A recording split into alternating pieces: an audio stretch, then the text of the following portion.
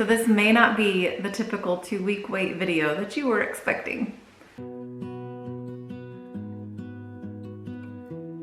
Hey guys, welcome back to my channel. My name is Stephanie and my husband and I are documenting our journey through IVF and our now pregnancy. So welcome, thank you for subscribing. All right, so I got my notes, I got my phone.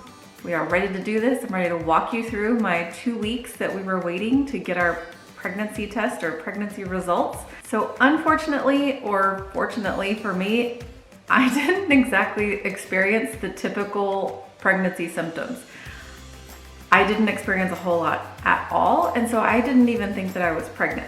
Now, also, I've never been pregnant, so I didn't have anything to compare this to, so I had no clue. So I spent a lot of time Googling and watching tons of videos on YouTube about what other women's 2 week wait symptoms were.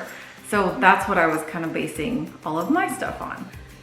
And all this actually did was just have me super worried because of my lack of symptoms compared to other people. And here is my PSA to all of the women out there who are watching this video. We are not the same. None of our pregnancies are going to be the same. So just because I may experience something or somebody else may experience something that you're not, it's a-okay. Don't freak out. Don't worry. Just relax. So just to back up, my husband and I were doing our first round of our frozen embryo transfer. So we are doing IVF. And so this is just leading up to that. So June 21st was our transfer day. That's our day 0. And after transfer, I didn't really have any symptoms or anything like that, but I will link the video for our transfer day there if you want to watch and see kind of how I was feeling the rest of that day. So Tuesday starts our day 1. So it's, so I'll leave these below, but it's 1 DP 5 DT. What that means is it's 1 day past a 5-day transfer. That's what that means, and that's what the rest of these will all mean. Just in case you're new to this and you're like, what in the world are these like numbers and letters and what is all this? So that's what they are. Okay, so Tuesday was our day 1. So my mom actually stayed with me over that night just so she could be here that day because my husband was gonna be at work all day. So we went for just a really slow walk in the morning, nothing strenuous, just around the block.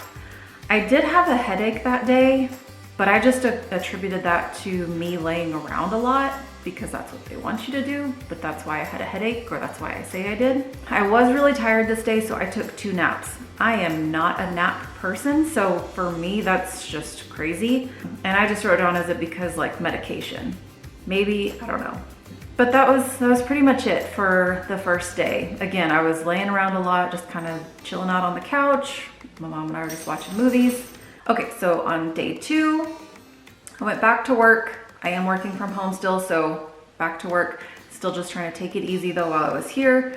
I did have a bad headache that day. I didn't take any medication for it, but it was just a bad headache and I was just trying to avoid taking anything. I did feel some tiny little twinges on the left throughout the day, but I mean tiny. And then I was tired and I did kind of fall asleep after we ate dinner that night. And I also had just a little bit of a dry throat later in the day. I can't remember if it was like towards dinner or not. But then by the afternoon, my headache was gone. And like I said, I didn't take anything for it, but it was just miraculously gone. So on day 3, I woke up with lots of energy that day. Yay, no headache. I was hungry that day. Like every couple hours, I was like, oh, all right, are we ready to eat again? Which is just weird for me whenever I'm not doing like a really heavy, high intense workout program. So that was just kind of odd. I was like, huh. And I did feel like a dull feeling on the left side that day, and then mild, tiny little cramping at night. And then day 4 was Friday. So that morning I woke up super emotional, just kind of depressed feeling, just fearful that this didn't work and that I wasn't really having any like super strong symptoms. And that lasted pretty much all morning until like the afternoon, and I finally kind of started to get out of my funk. On and off, dull, still that dull little feeling on the left side. And then that night, so Fridays, my husband plays baseball and we were leaving and it was probably like 11 or 11:30 at night when we were driving home. And we were laughing about something and I just had this super sharp pain in my stomach and I was like, oh my gosh. And as soon as I said it, it was gone. So I have no idea. Maybe it was implantation, maybe it wasn't, who knows?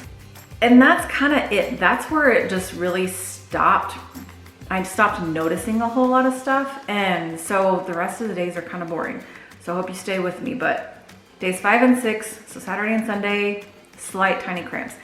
When I say they're tiny cramps, I mean like teeny tiny. If I was not already just super hyper aware of my body and what's going on and every little thing that's happening, I probably wouldn't have even paid or given these little twinges or cramps a second thought. That's how tiny they were. Well, Monday was day 7. Again, woke up super depressed. As soon as I woke up, just with that fear of this didn't work. I don't experience any of these symptoms that I'm watching other women have. And so yeah, this is just negative. It didn't work. I'm not pregnant. There's no way this is gonna happen.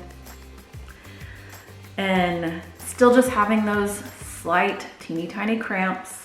Same thing with day 8 on Tuesday. So Tuesday night, I had kind of set it in my head. I was like, I'm gonna test in the morning because, you know, this is negative. I want my husband and I to have the, you know, the ability to process this. So I'm gonna test in the morning. So Wednesday was day 9. That was our beta day. And so that morning is when I took my first test. So I'll try and show this to you. Hopefully it will focus. So this was my day 9. It's very positive. So when I saw that test, I about freaked out because again, basically I would count all of that as no symptoms. The tiny little cramps feels like I'm about to start my period. So I didn't think anything about this. I wasn't nauseous. I wasn't getting super tired. I wasn't super hungry except for that one day. So I didn't think anything about it. So I took the test. I will link that video from our finding out that we were pregnant up below, or I'll link it above and I'll link it below in case you want to watch that. So beta first day came back at 2:05, which is just shocking to me. So then day 10, again, the tiny little cramps. I had a little bit of a headache in the afternoon, but that went away. And then I did have an upset stomach that day. I did read some people have an upset stomach. For me, that was just that day. Friday was day 11. We went back for beta number 2. Now that day I woke up at 4 o'clock having these super sharp pains in my stomach. Kind of freaked me out a little bit because it was just like little like constant like little pains, and then they would kind of go away and then they'd start back up again. And I was like, oh my gosh, what is going on? So I did ask the nurse about it and she said it could be just further implantation because the embryo is just kind of nestling in.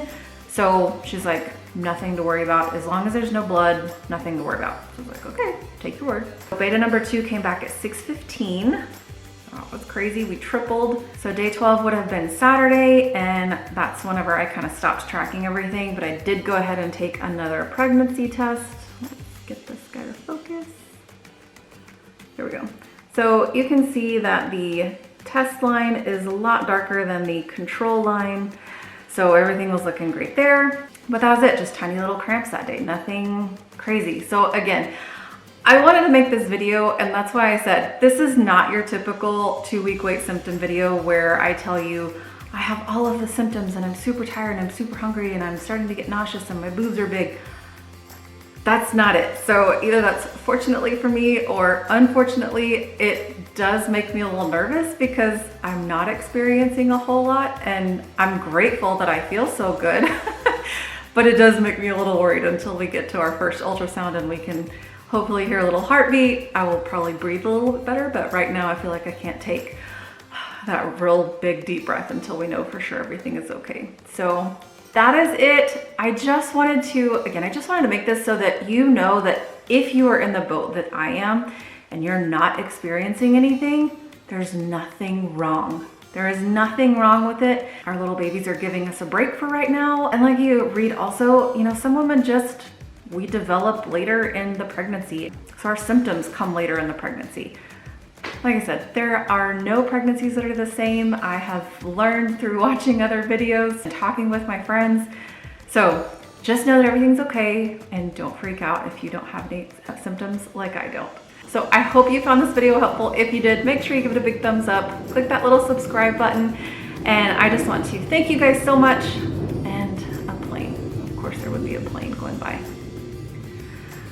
So I just wanted to thank you again for subscribing, for following, for praying for us and for our little baby that's growing. And I just wish you guys all the best. If I could be praying for you in any way, leave that down below. I'll be happy to add you to my prayers.